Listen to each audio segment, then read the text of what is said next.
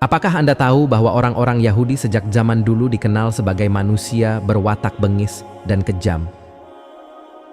Mereka selalu menampilkan watak dan sifat bengis kepada para nabi dan rasul Allah, bahkan kepada saudara-saudara mereka sendiri. Ingin tahu bagaimana kisah-kisah kebengisan mereka? Mari kita simak dalam video ini sampai akhir. Assalamualaikum warahmatullahi wabarakatuh. Selamat datang di channel kami yang sederhana ini. Pada video kali ini kami akan membahas tentang watak dan sifat Yahudi dari nenek moyang hingga kini. Kami akan mengambil sumber dari Al-Quran yang mencatat kisah-kisah kebengisan mereka. Semoga video ini dapat menambah wawasan dan keimanan kita semua. Amin ya Rabbal Alamin. Sahabat, berbagi cerita yang dimuliakan Allah. Salah satu kisah kebengisan Yahudi yang terkenal adalah kisah Nabi Yusuf alaihissalam yang dibuang ke sumur oleh saudara-saudaranya. Kisah ini dimulai ketika Nabi Yusuf bercerita kepada ayahnya, Nabi Yakub, tentang mimpi yang dialaminya. Dalam mimpinya, ia melihat bintang, matahari, dan bulan sujud kepadanya. Nabi Yakub menafsirkan mimpi itu sebagai pertanda bahwa Nabi Yusuf akan menjadi seorang nabi dan pemimpin yang mulia. Namun, ia juga memperingatkan Nabi Yusuf agar tidak menceritakan mimpinya kepada saudara-saudaranya yang iri dan dengki kepadanya. Saudara-saudara Nabi Yusuf, kecuali Bunyamin, merasa bahwa ayah mereka lebih mencintai Nabi Yusuf daripada mereka. Mereka merencanakan untuk membunuh atau membuang Nabi Yusuf agar ayah mereka bisa memperhatikan mereka. Mereka pun membujuk ayah mereka untuk mengizinkan Nabi Yusuf ikut bersama mereka bermain di luar. Nabi Yakub awalnya ragu karena khawatir Nabi Yusuf akan dimakan oleh serigala. Namun akhirnya ia menyerahkan Nabi Yusuf kepada mereka dengan harapan mereka akan menjaganya dengan baik. Namun ternyata saudara-saudara Nabi Yusuf tidak berniat baik. Mereka membawa Nabi Yusuf ke sebuah sumur di tengah hutan dan melemparkannya ke dalamnya. Mereka berpikir bahwa dengan begitu mereka akan terbebas dari Nabi Yusuf dan bisa mendapatkan kasih sayang ayah mereka. Mereka pun kembali ke rumah dengan membawa baju Nabi Yusuf yang sudah dicelupkan ke dalam darah. Mereka berbohong kepada ayah mereka bahwa Nabi Yusuf telah dimakan oleh serigala. Nabi Yakub sangat sedih dan menangis hingga matanya buta. Sementara itu, Nabi Yusuf tidak mati di dalam sumur. Allah melindungi dan menyelamatkannya. Ada sekelompok pedagang yang lewat di dekat sumur itu dan menarik Nabi Yusuf keluar. Mereka terkejut melihat seorang anak yang tampan dan elok. Mereka pun membawa Nabi Yusuf ke Mesir dan menjualnya sebagai budak. Nabi Yusuf dibeli oleh seorang menteri yang baik hati. Ia merawat Nabi Yusuf dengan penuh kasih sayang dan menganggapnya sebagai anaknya sendiri. Nabi Yusuf tumbuh menjadi seorang pemuda yang tampan, cerdas, dan soleh. Ia juga diberi kemampuan oleh Allah untuk menafsirkan mimpi. Namun ia juga menghadapi banyak cobaan dan fitnah. Salah satunya adalah fitnah dari istri menteri yang mencoba untuk menggoda Nabi Yusuf. Nabi Yusuf menolak godaan itu dan berlari keluar dari kamar. Namun, istri menteri menuduh Nabi Yusuf mencoba untuk memperkosanya. Nabi Yusuf pun dipenjara tanpa bersalah. Di dalam penjara, Nabi Yusuf tetap bersabar dan berdakwah. Ia menafsirkan mimpi dua orang tahanan yang ternyata adalah bekas pegawai raja. Salah satunya akan dibebaskan dan kembali bekerja sebagai juru minuman raja, sedangkan yang lainnya akan dieksekusi. Nabi Yusuf meminta juru minuman itu untuk menyampaikan namanya kepada raja agar ia bisa dibebaskan. Namun juru minuman itu lupa dan tidak mengingat Nabi Yusuf. Beberapa tahun kemudian, Raja Mesir bermimpi melihat 7 ekor sapi gemuk yang dimakan oleh 7 ekor sapi kurus, dan 7 tangkai gandum hijau yang dimakan oleh 7 tangkai gandum kering. Raja bingung dengan makna mimpi itu dan meminta penafsirannya kepada para ahli. Namun, tidak ada yang bisa memberikan penafsiran yang meyakinkan. Barulah juru minuman itu teringat Nabi Yusuf dan menceritakan kepadanya tentang kemampuan Nabi Yusuf. Raja pun memerintahkan untuk membawa Nabi Yusuf kepadanya. Nabi Yusuf menafsirkan mimpi raja sebagai pertanda bahwa akan ada 7 tahun masa subur diikuti oleh 7 tahun masa paceklik. Ia menyarankan raja untuk menimbun persediaan makanan selama masa subur dan menghematnya selama masa paceklik. Raja sangat terkesan dengan penafsiran dan kebijaksanaan Nabi Yusuf. Ia pun menunjuk Nabi Yusuf sebagai menteri yang mengurus persediaan makanan di seluruh negeri. Nabi Yusuf berhasil menjalankan tugasnya dengan baik.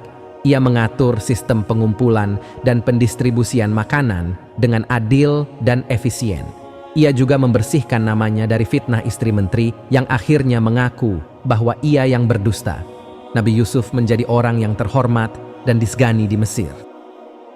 Sementara itu, di tanah Kanaan, Nabi Yakub dan keluarganya mengalami kesulitan akibat paceklik. Mereka mendengar bahwa ada makanan yang tersedia di Mesir. Mereka pun mengirim 10 orang anak Nabi Yakub, kecuali Bunyamin, untuk membeli makanan di sana.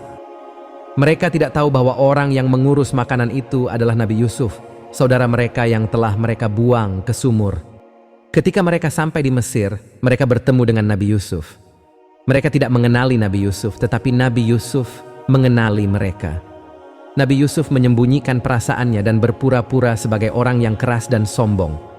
Ia menjual makanan kepada mereka, tetapi ia juga menanyakan tentang keluarga mereka.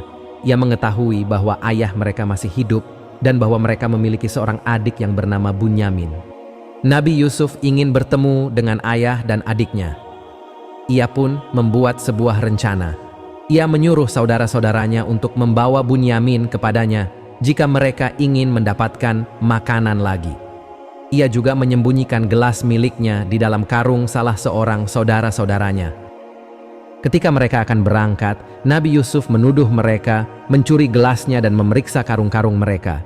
Ketika ditemukan gelas itu di dalam karung salah seorang saudara-saudaranya, Nabi Yusuf mengatakan bahwa ia akan menahan orang itu sebagai budak. Saudara-saudara Nabi Yusuf merasa takut dan bingung. Mereka berusaha membela diri dan memohon belas kasihan Nabi Yusuf. Mereka juga mengingat dosa-dosa mereka terhadap Nabi Yusuf dan merasa bahwa ini adalah balasan dari Allah. Mereka pun kembali ke ayah mereka dengan membawa berita buruk. Mereka mengatakan bahwa saudara mereka tertinggal di Mesir karena dituduh mencuri gelas menteri. Mereka juga mengatakan bahwa menteri itu meminta mereka untuk membawa Bunyamin sebagai jaminan jika mereka ingin mendapatkan makanan lagi. Nabi Yakub sangat sedih mendengar berita itu.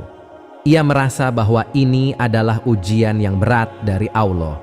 Ia tidak mau melepaskan Bunyamin karena ia masih berharap bahwa Nabi Yusuf masih hidup. Ia pun menangis hingga matanya semakin buta. Ia hanya bisa bersabar dan berdoa kepada Allah agar mengembalikan anak-anaknya kepadanya. Setelah beberapa waktu, persediaan makanan mereka habis lagi. Mereka harus kembali ke Mesir untuk membeli makanan. Namun Nabi Yakub tidak mau mengizinkan mereka pergi tanpa membawa Bunyamin. Ia mengatakan bahwa mereka harus membuktikan bahwa mereka benar-benar membutuhkan makanan dan tidak berbohong kepadanya. Ia juga meminta mereka untuk berjanji bahwa mereka akan menjaga Bunyamin dengan baik dan mengembalikannya kepadanya. Ia juga meminta mereka untuk membawa kembali saudara mereka yang tertinggal di sana. Saudara-saudara Nabi Yusuf pun bersumpah bahwa mereka akan melakukan apa yang diminta oleh ayah mereka. Mereka pun berangkat ke Mesir dengan membawa Bunyamin. Ketika mereka sampai di sana, mereka bertemu lagi dengan Nabi Yusuf. Nabi Yusuf sangat senang melihat adiknya yang sangat dicintainya. Ia pun menyambut mereka dengan baik dan memberi mereka makanan yang banyak. Ia juga memberitahu Bunyamin bahwa ia adalah saudaranya yang hilang. Ia meminta Bunyamin untuk bersabar dan tidak mengungkapkan rahasia ini kepada saudara-saudara mereka yang lain. Nabi Yusuf pun membuat rencana lain untuk menahan Bunyamin di sisinya. Ia menyuruh pegawainya untuk menyembunyikan gelasnya di dalam karung Bunyamin. Ketika saudara-saudara Nabi Yusuf akan berangkat, Nabi Yusuf menuduh mereka mencuri gelasnya lagi. Ia memeriksa karung-karung mereka dan menemukan gelas itu di dalam karung Bunyamin. Ia mengatakan bahwa ia akan menahan Bunyamin sebagai budak dan membebaskan yang lain. Saudara-saudara Nabi Yusuf sangat ketakutan dan bersedih. Mereka berusaha membujuk Nabi Yusuf agar melepaskan Bunyamin. Mereka mengatakan bahwa ayah mereka sangat mencintai Bunyamin dan akan mati jika kehilangan dia. Mereka juga mengatakan bahwa mereka sudah berjanji kepada ayah mereka untuk menjaga Bunyamin. Mereka menawarkan diri mereka untuk menggantikan Bunyamin sebagai budak. Nabi Yusuf tidak mau menerima tawaran mereka. Ia mengatakan bahwa ia hanya akan menahan orang yang bersalah. Ia juga mengatakan bahwa mereka adalah orang-orang yang zalim dan tidak tahu berterima kasih. Ia mengingatkan mereka tentang dosa-dosa mereka terhadap Nabi Yusuf dan Nabi Yakub. Ia menanyakan kepada mereka apakah mereka masih ingat apa yang mereka lakukan kepada Nabi Yusuf. Saudara-saudara Nabi Yusuf terkejut mendengar pertanyaan itu. Mereka mulai curiga bahwa menteri itu adalah Nabi Yusuf. Mereka pun bertanya kepada Nabi Yusuf apakah ia adalah Nabi Yusuf. Nabi Yusuf pun mengaku bahwa ia adalah Nabi Yusuf yang telah mereka buang ke sumur. Ia juga memberitahu mereka bahwa Allah telah memberinya karunia dan kedudukan yang tinggi. Ia juga mengatakan bahwa ia tidak akan membalas dendam kepada mereka karena ia adalah orang yang penyayang dan pengampun. Saudara-saudara Nabi Yusuf sangat malu dan menyesal. Mereka meminta maaf kepada Nabi Yusuf dan memohon ampunannya. Nabi Yusuf pun memaafkan mereka dan memeluk mereka dengan kasih sayang. Ia juga meminta mereka untuk membawa ayah dan keluarga mereka ke Mesir. Ia mengatakan bahwa ia akan memberi mereka tempat yang baik dan aman di sana. Saudara-saudara Nabi Yusuf pun bersyukur dan gembira. Mereka pun kembali ke tanah Kanaan dengan membawa kabar baik. Mereka memberitahu Nabi Yakub bahwa Nabi Yusuf masih hidup dan menjadi menteri di Mesir. Mereka juga memberitahu Nabi Yakub bahwa Nabi Yusuf meminta mereka untuk pindah ke Mesir. Mereka juga memberikan baju Nabi Yusuf kepada Nabi Yakub yang bisa menyembuhkan matanya yang buta. Nabi Yakub sangat senang dan terharu mendengar kabar itu.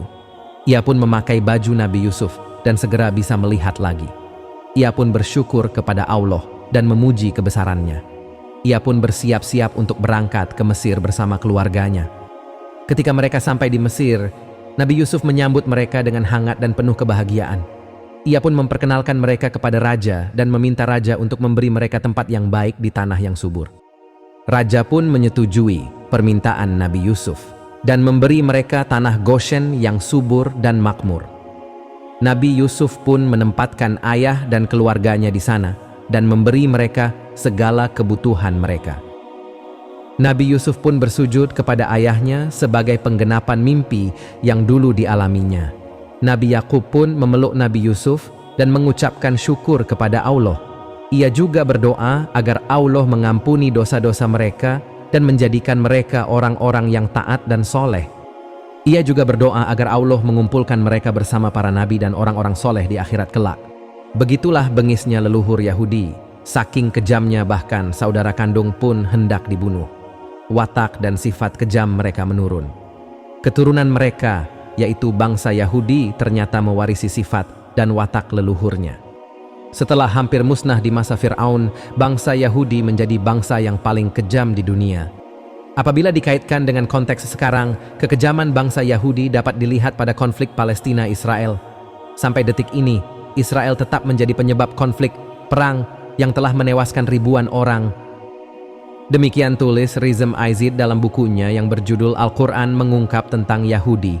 Watak, sifat, dan perilaku buruk bangsa Yahudi menurut Al-Quran yang diterbitkan oleh Diva Press pada tahun 2015, halaman 9. Thomas Hobbes, seorang filsuf Inggris yang hidup pada abad pertengahan, pernah menyebut Yahudi sebagai Leviathan, yaitu makhluk raksasa yang sangat ganas. Mereka tidak segan-segan menindas dan menghancurkan siapapun yang menghalangi kepentingan mereka. Al-Quran sendiri banyak mengungkap tentang sifat dan perilaku buruk bangsa Yahudi. Sekitar 7 juz dari Al-Quran khusus membicarakan tentang mereka. Ini sebagai peringatan bagi umat Nabi Muhammad SAW agar tidak tertipu oleh tipu daya mereka. Al-Quran juga menceritakan tentang sejarah kekejaman mereka sejak zaman nabi-nabi sebelum Nabi Muhammad SAW hingga akhir zaman. Dalam hadits Nabi juga disebutkan bahwa bangsa Yahudi akan menjadi pengikut setia Dajjal, musuh besar umat Islam. Mereka akan berperang melawan umat Islam di akhir zaman. Haddatsana Mansur bin Abi Muzahim. Haddatsana Yahya bin Hamzah 'an al-Auza'i 'an Ishaq bin Abdullah 'an ammihi Anas bin Malik أن رسول الله صلى الله عليه وسلم قال يتبع الدجال من يهود أصبهان 70,000 عليهم الطيالسة. Artinya, telah menceritakan kepada kami Mansur bin Abu Muzahim, telah menceritakan kepada kami Yahya bin Hamzah dari Al-Auza'i, dari Ishaq bin Abdullah dari pamannya Anas bin Malik, Rasulullah Shallallahu Alaihi Wasallam bersabda, Dajjal diikuti Yahudi Ashbahan sebanyak 70,000. Mereka mengenakan jubah hijau. Hadis riwayat Muslim. Sahabat berbagi cerita yang dimuliakan Allah. Semoga kita semua dapat belajar dari kisah ini dan menjadi orang-orang yang lebih baik dan lebih taat kepada Allah. Semoga kita juga dapat mengambil hikmah dan pelajaran dari kisah ini dan mengamalkannya dalam kehidupan kita sehari-hari. Sekian kisah yang dapat disampaikan. Semoga bermanfaat. Atas kekurangan dan kesalahannya, mohon kiranya untuk dimaafkan. Sampai berjumpa di kisah menarik yang penuh makna selanjutnya. Wassalamualaikum warahmatullahi wabarakatuh.